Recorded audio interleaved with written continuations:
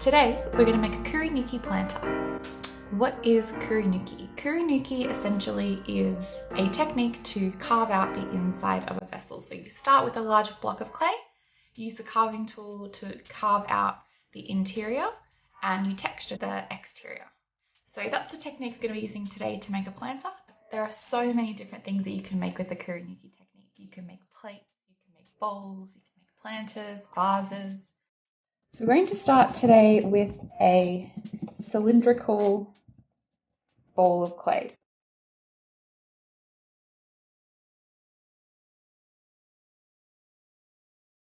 So we're just going to texture this side. So you could use your wire tool. I like to keep mine nice and taut and then slice downwards.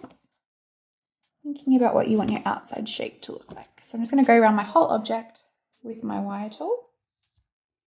You could also use your rib tool.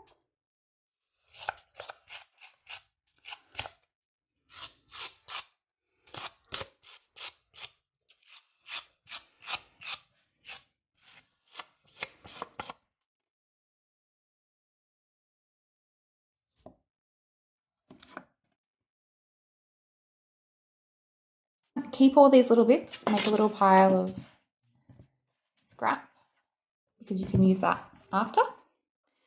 Alright, so the next thing that we're going to do now that we've got the outside shape done is we're going to do the top. Okay, so we're going to use our needle tool and I'm going to just mark out where I want to cut. Remembering that we're going to carve out the inside of this planter. Okay, so we're going to be using one of these tools. And the best way to do this, I think, is to work in sections. You can go all the way down to the bottom if you want to set your depth, but I always think if you work in like the top section and go gradually as you go down, you'll get a better idea of what your depth is, how much clay you have left. So each time I pull up my tool, I'm pulling the clay off and chucking it in my little pile.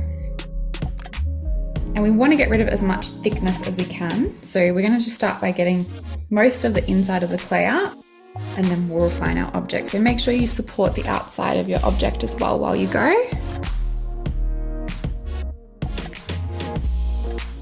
Remember to go nice and slow because as we go, we don't want to push through or cut through that clay.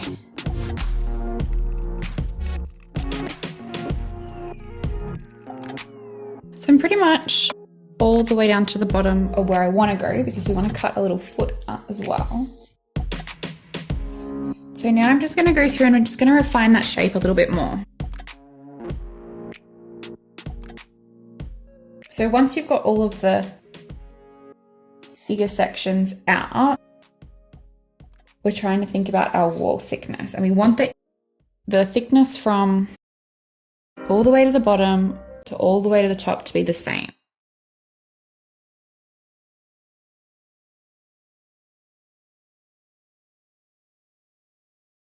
You can see that's how far in I've gone. We're just going to go in with your thumb, give it a little bit of a smooth. If you've got a wooden tool, that can work really well now as well.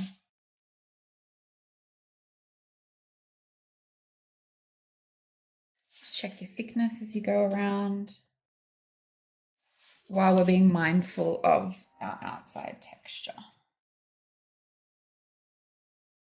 Okay, so now we're going to flip it upside down. Really carefully.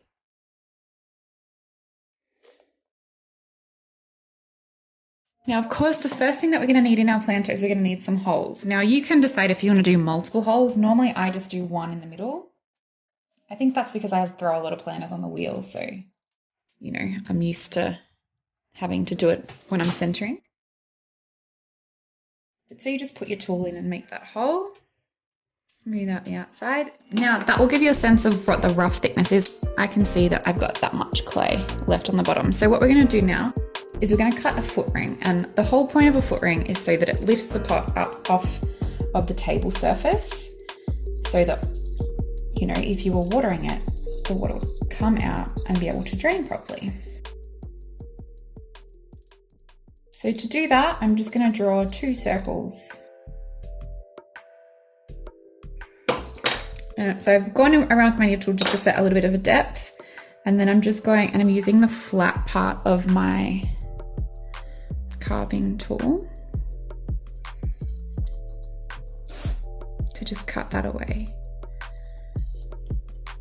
And then I'm going to start, once I've got it off that edge, what I want to do is I want to start going around to the side too, just to get the profile. I like quite a rounded profile on the bottom of an object, so you may want to do the same. Just going to go with what you prefer.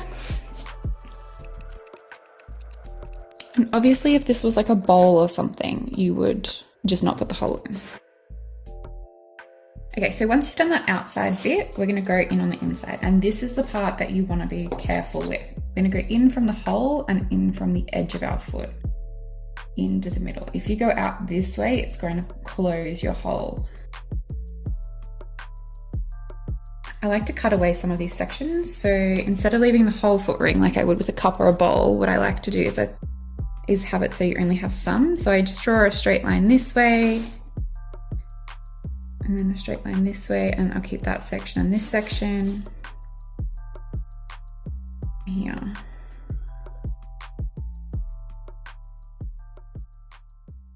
So I've got my little grid, I just cut out the in-between parts so that they're even. And then that way your plant is off the table, but the water can still get out. And I do this with wheel throwing planters as well. It's also taking some of that weight off it for us too. It's really important that when you finish carving out all the pieces that you no longer want, that you refine the inside. So that means going over any spots, maybe using your finger to smooth out any areas. You can see here that I'm using my finger to smooth out the areas around where I've had my trimming tool. This is a good idea just to make sure that that surface is nice and smooth. You're also compressing when you're using this part of your finger on the clay as well. So I'm pretty much just going to go around now and just smooth out my rim. Now the rim of your planter probably doesn't matter as much as the rim of a cup because you're not going to be drinking out of it, but aesthetically you want to think about what you want that planter rim to look like. For this one, I do want it to look like it's been carved out and I want it to look a bit rustic, so I'm not going to go too crazy with my smoothing.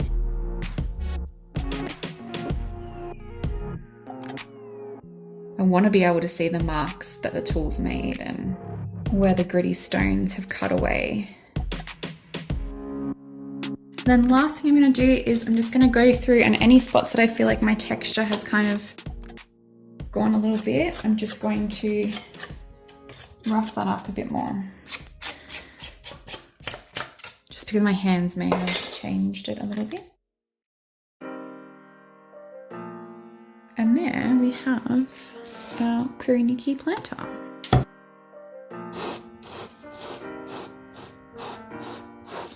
And you can see all of this stuff here. What we're going to do now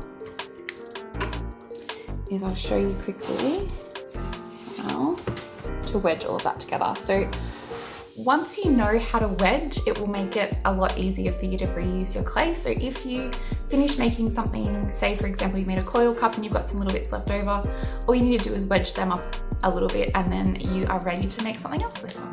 You can make another Kurinuki planter from this. You can make cups, you could make pretty much whatever you wanted, but what we need to do first is we need to shrink that clay back down and get rid of any air bubbles. So what you're going to do is get your ball of clay, squish it all up so it forms another ball. Give it a good slap.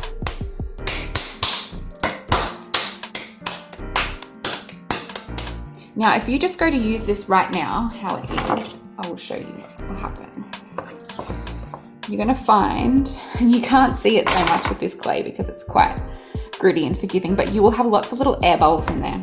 So what you need to do is you need to wedge it. And to wedge, all you do is use, like kneading bread, you're going to use these parts of your palms. You're going to push down, pull up.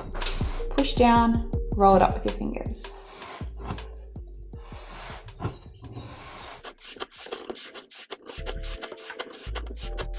And this is called a ram's head because it looks like a ram.